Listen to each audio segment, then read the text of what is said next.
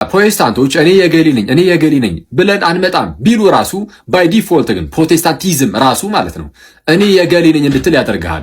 የሉተር ነኝ፣ የካልቪን ነኝ፣ የዝዊንግሊ ነኝ ወይም የቻርልስ ፓራ ነኝ እንድትል ያደርጋል። ለምን መሰለ?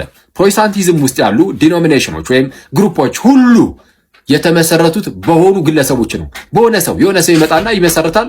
የዛን ሰው የተቀዳ ነገር ይዞ ይሄዳል። ሰው የተወሰነ ላሻሽለው ላሳደገው ልትል ትችላለህ፣ ግን መሰረትህ ግን የሆነ ግለሰብ ነው የሚሆነው።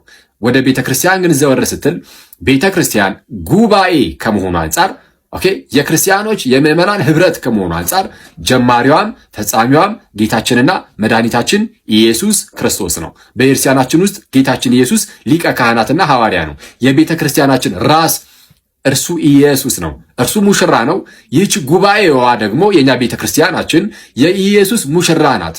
ሙሽራው ሲመጣ ይህችን ሙሽራዋን ለመውሰድ ነው የሚመጣው። ታዲያ ያኔ ጌታችን ኢየሱስ ሲመጣ እንዳያጣቸው በዚህ በሰው ግሩፖች ውስጥ ታጥረው ያሉትን ብንጠራቸውና እንደው የኢየሱስ ቤተሰብ ሁኑ፣ በጌታ አካል ውስጥ ተጨመሩ፣ እርሱም ቤተክርስቲያኒቱ ናት ብለን ብንጣራ ይህ ምኑ ነው ጨለማው ወዳጄ?